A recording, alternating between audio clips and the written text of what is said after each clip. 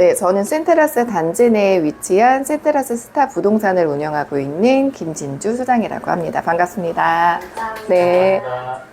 일단 제일 궁금하실 거는 최근 이제 분위기가 궁금하실 것 같아요. 송도구가 엄청 뜨거웠었고, 근데 8월은 아무래도 휴가철이랑 이런저런 이슈가 좀 있기 때문에 약간은 주춤할 것 같은데 지금 분위기 어떤가요?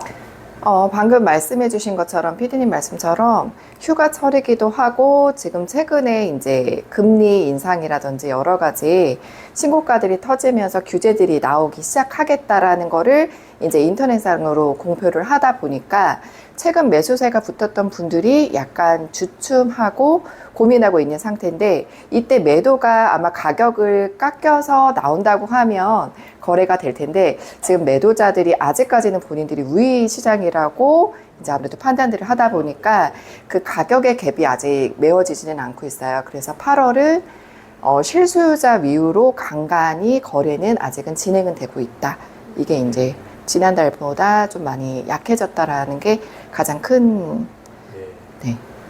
그 성동구, 왕십리타운 이쪽엔 갭 투자도 굉장히 많은 곳이잖아요. 네. 그래서 최근에 오시는 분들은 그러면 뭐 실거 투자 위주인지 아니면 갭 투자 손님들도 좀 있는지 궁금하거든요.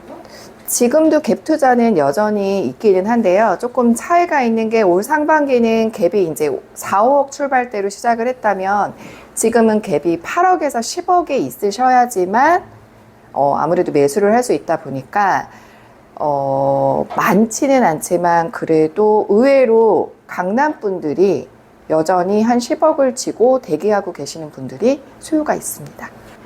최근에 제 손님도 이미 압구정이랑 반포를 갖고 계신 1가구 2주택이신데 비규제 3주택이면 취득세가 8%잖아요. 네. 그럼에도 불구하고 갭으로 최근에 매수를 하셨어요.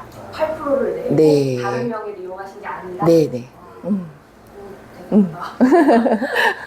주요 단지마다 좀 간단하게 좀 소개를 부탁드리겠습니다.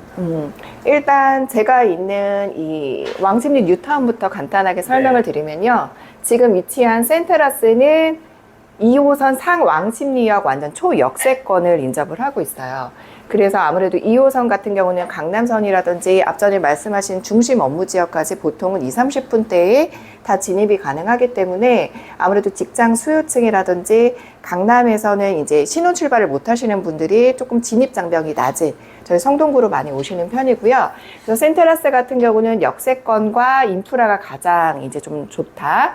그다음에 가장 늦게 입주를 했기 때문에 조금 더 신축이다라고 말씀드릴 수가 있고요. 두 번째 텐즈1 같은 경우는 이제 초품화라고 그래서 뉴타운 단지 내에 숭신초를 품고 있어요.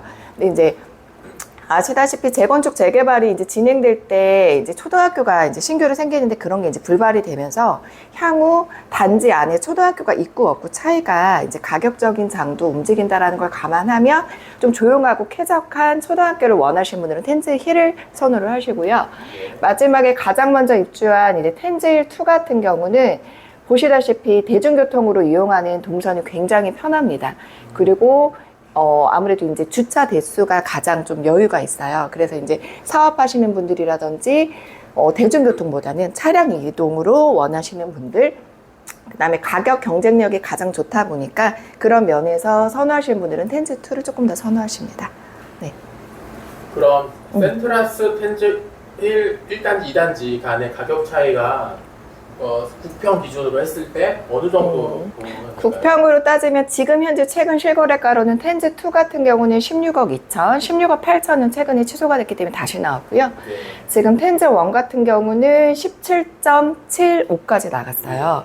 그래서 신고가를 갱신을 했고 지금 센테라스 같은 경우는 18억 5천까지. 그래서 약 갭을 따지면 1억, 1억, 1억 정도라고 보시면 될 것 같아요. 쉽게. 네. 센테라스 같은 경우에는 단지 내에, 그러니까 동에 따라서도 사실은 가격 편차가 좀 있는 걸로 제가 알고 있거든요. 네, 맞아요. 주곡동도 이제 양쪽에 있지만 또 선호도 차이가 좀 있고 해서 그런 부분 조금 설명해 주실 수 있을까요? 지금 저희 부동산이 위치한 게 상왕십리 연결동에 위치해 있어요. 그래서 아무래도 지하철 역세권과 지금 보시면 이 동까지 이 동까지가 메인 동이라고 보시면 되는데요.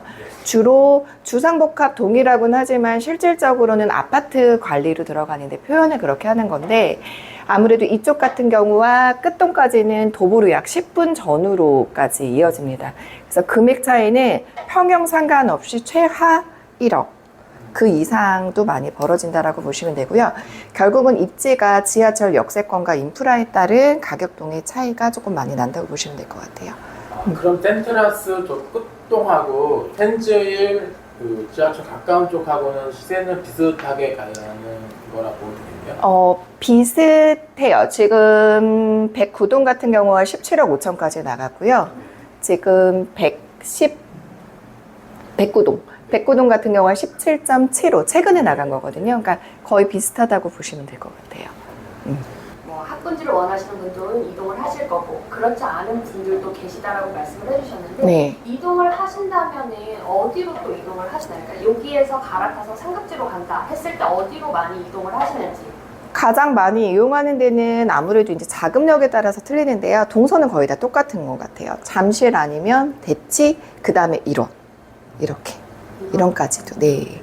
그렇게 많이 움직인다고 보시면 돼요. 그러면 반대로 왕류로 들어오시는 분들은 어느 지역에서 좀 많이 오시는 편인가요? 근데 왕류는 정말 특이하게 다방면에서 정말 많이 오세요.